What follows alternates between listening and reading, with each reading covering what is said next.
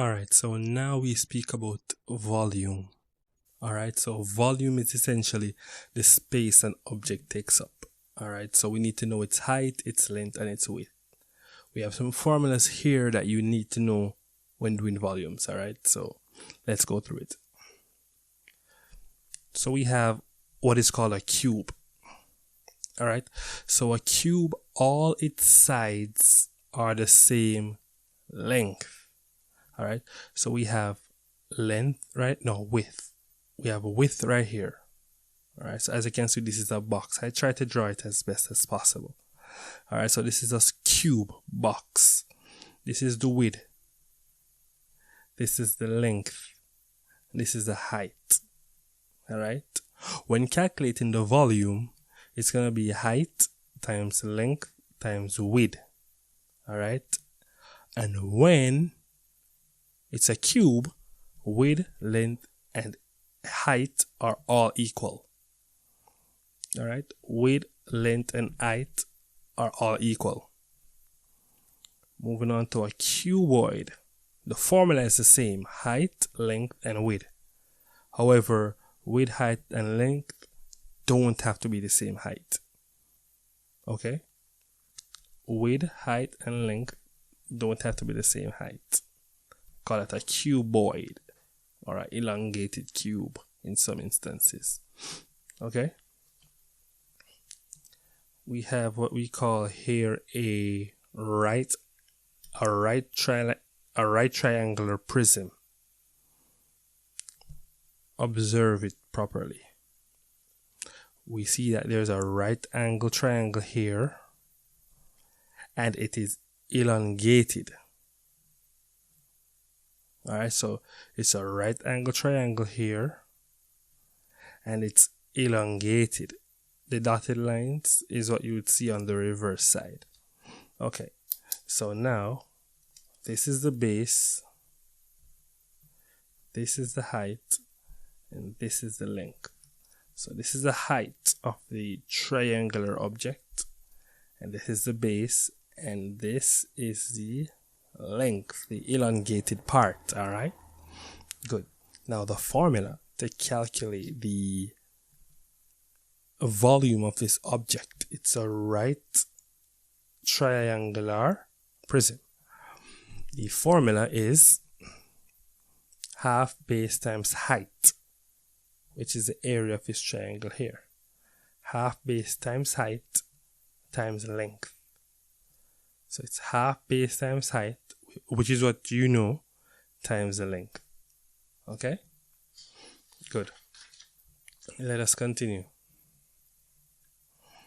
Here we have a triangular prism, which is not necessarily right angle.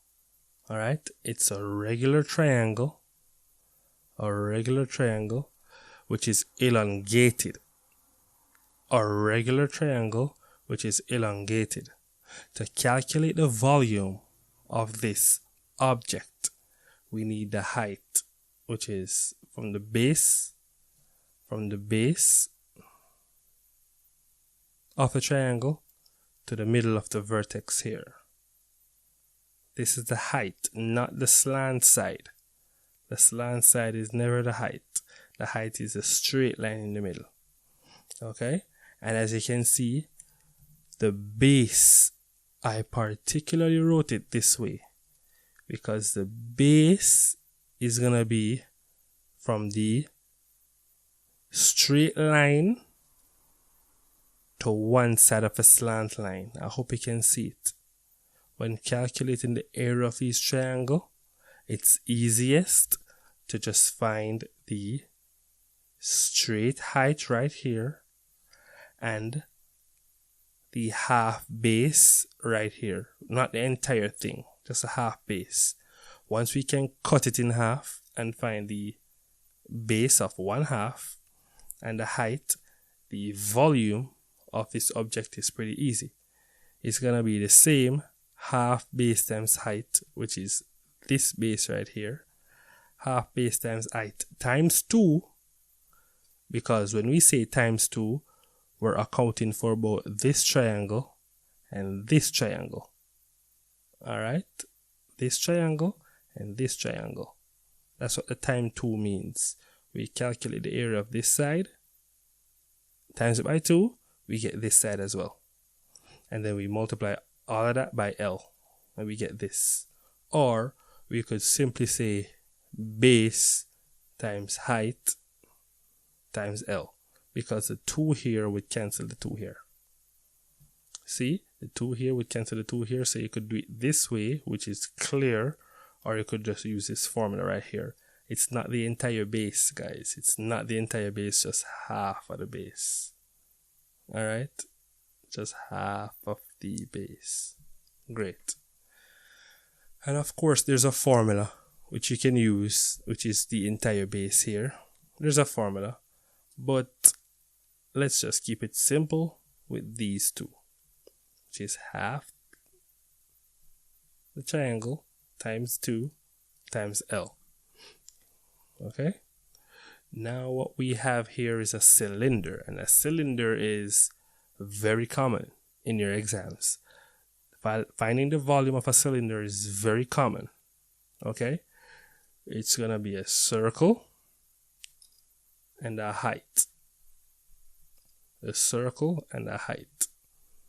So when you're calculating the volume of this object, it's going to be the area of a circle, pi r squared, the area of a circle, pi r squared, multiplied by the height, h. Area of a circle times h. This is a circle right here, times h. Cool? Now we have a cone. And you know a cone is, you know, like an ice cream cone? Yeah. There's a circular base and a narrow height.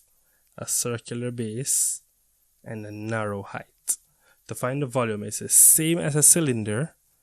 However, we multiply it by a third. Alright? It's the same as a cylinder. However, we multiply it by a third. This now is what we call a sphere. It's like a ball. A ball. Finding the volume of a ball is literally pi r cubed multiplied by 4 over 3. This formula is typically given on the CXC exam sheet, so you don't have to like try to remember it. It's always going to be given on the CXC exam sheet on the question paper at the front. But you must know how to manipulate the information given to find the area of the volume of the sphere. Now we're going to dive into some questions. So get your pens, your calculators, and your minds ready. That's J2T. Stay tuned for more.